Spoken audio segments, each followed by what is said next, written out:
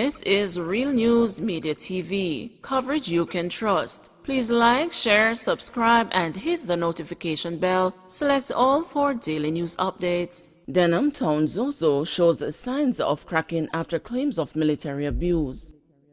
A new round of turbulence erupted in Denham Town Thursday afternoon as a pregnant woman clashed with soldiers, the second major conflict in the crime-plagued Western Kingston community, which has been under a security blanket for almost 5 years.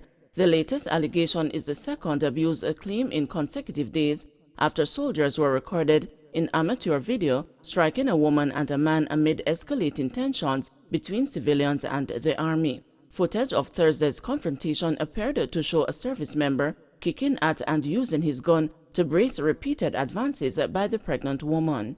One of the capital's poorest and socially explosive neighborhoods, Denham Town has been a powder keg of volatility since the April 16 fatal shooting of 32-year-old Hareen Glenn by a Jamaica Defense Force soldier in controversial circumstances.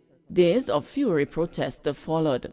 A woman and her mother, relatives of the pregnant woman, were detained Thursday as they passed claims that residents were the targets of abuse by soldiers. Residents called for state intervention in the increasingly poisoned relations the community has had with the JDF, which the Wholeness Administration has enlisted as a muscle to enforce a zone of special operations in Denham Town.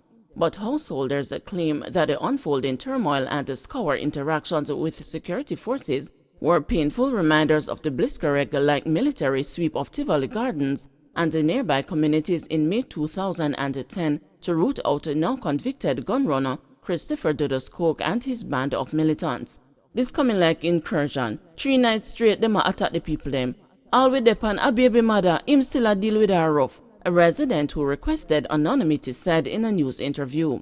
Him kick her and him kick her in her chest and point the gun pan her. I just talk she attack and him start assault her. The incident reportedly occurred at the intersection of Bond and Charles Street. The news was informed that the pregnant woman was taken by her family to get a precautionary ultrasound. A resident said they expect more lives will be taken at the hands of the security forces, who they accuse of victimization because of the death of Glenn. Every day them want to war with somebody. Every day them want to beat somebody. From the incident, things can't settle. We help them with internet connection and charge for them phone. And the relations mash up, a man said. Residents have accused the soldiers of using excessive force. In announcing a probe into the prior gun-striking clash on May 4, the Army pledged that appropriate action would be taken as deemed necessary. But the JDF hinted at the adversarial relationship its service members were having with the residents of Denham Town. We continue to urge residents of communities within which the security forces are required to operate to cooperate with our personnel as they seek to ensure the safety and the security of citizens within these spaces. The JDF is committed to working with the Jamaica Constabulary Force in re-evaluating how the challenges in the community may be better managed, the military said in a statement issued Thursday afternoon. The Army has not responded to the May 5 incident. The recurrence of discord and the violence in the Denham Town Zozo is a black eye to the Wholeness Administration and the joint forces, which have pitched the security measure as a hybrid of force and social intervention viewed as more favorable and effective than states of emergency. Tens of millions of dollars have been pumped into the Zozo by the state and the partners, such as the European Union delegation, which announced Wednesday it would invest 30 million euros over the next 5 years towards security initiatives and other sectors.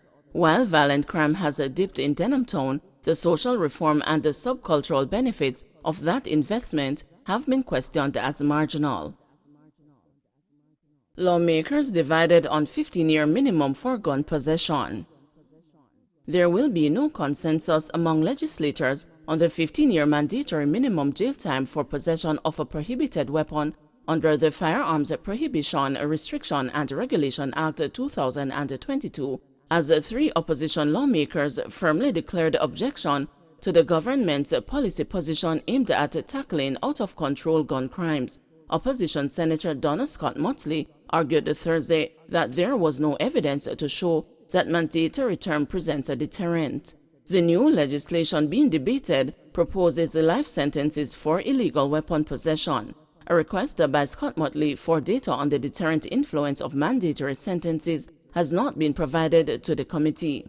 In my own reading, what I have seen is that it is not useful and in fact increases recidivism, so if there is data that is compelling to show that the objectives can be met, I would really like to be in possession of it, she said. If I can be shown the data that says, yes, this is what has worked, that would make me reassess my position. Her colleague, Senator Peter Bunting, acquiesced, contending that the deliberations on the proposed statute should be guided by data and not purely on emotion, and the pressure that an administration has to be seen to be doing something.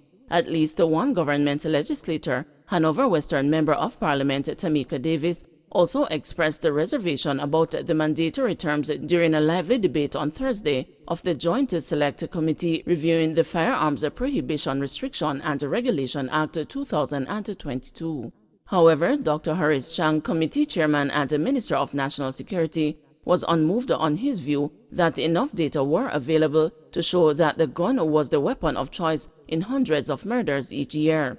He was insistent that mandatory minimum jail times should be applied when persons are found with a firearm.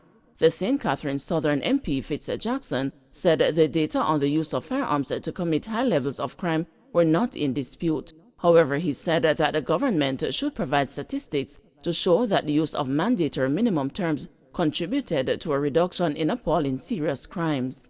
Chang received strong support from Minister of Legal and Constitutional Affairs Marlene Malahou Fort. She argued that the administration takes a view that the possession provides the foundation for all other gun offenses to take place, because if you don't have it, you can't possess it, you can't use it. Jackson, who also objected to the government's policy position, suggested that this would interfere with the judge's discretion in sentencing.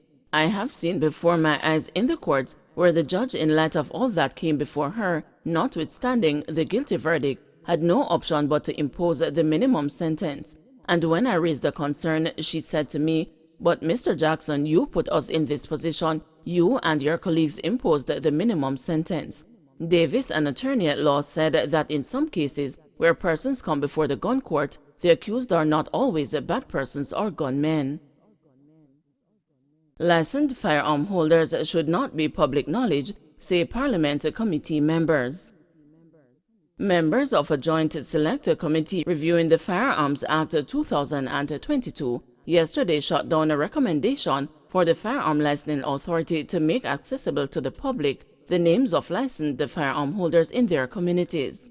A submission by one Oshane Wright said the public, upon request in writing, should be given access to the list of persons in their immediate surroundings who are licensed firearm holders.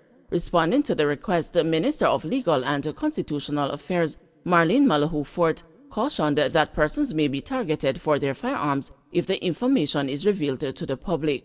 The Legal and Constitutional Affairs Minister said she would not give the green light to disclose the names of licensed firearm holders. "We have too many examples of persons being targeted for the stealing of their firearms," she noted. Committee Chairman Dr. Horace Chang was blunt, saying the proposal could not be supported by Parliament. In a terse comment, Senator Donna Scott Motley said there was no merit in the proposal. "I dismiss it like that because it poses a danger to people rather than enhancing the security of the public," she said. Overseas work program in jeopardy as Jamaicans running off. An increase in the number of Jamaicans running off while on the overseas employment program is putting the jobs scheme in jeopardy. Labor Minister Carl Samuda, who was speaking in the House of Representatives on Wednesday, lamented that a number of people who were given the opportunity to work in the United States and especially Canada were leaving employment and just simply disappearing in the country. He noted that the authorities in Canada have expressed a concern and are to hold talks with Jamaican officials on how to reduce these incidents. Noting that there is a great demand for Jamaican workers, Mr. Samuda said it was important that the best persons are selected for this work program. One of the major considerations that the examiners are going to be looking for is this question of the increasing incidence of AWOL that is taking place. A number of persons unfortunately, are using this opportunity once arriving in both Canada and the United States, and especially in parts of Canada where it is increasing and very worrisome, because it will ultimately affect the entire program, because the authorities in Canada have already contacted us with a view to holding discussions to see what can be done to at least reduce the incidence of persons leaving employment and just simply disappearing in the country. It's not just a question of doing a constituent a favor. The favor you grant a constituent who is likely to not return to Jamaica will do more damage to this program than anything imaginable. So I ask that you pay particular attention to this exercise, and I certainly, based on the information available to me, which comes to me on a regular basis, we are seeing a very substantial increase in demand for our workers. And it was only recently that we were told that the owners of farms have a distinct preference for Jamaican workers. Unfortunately, we are disappointed when we hear things like persons leaving the farms and not returning.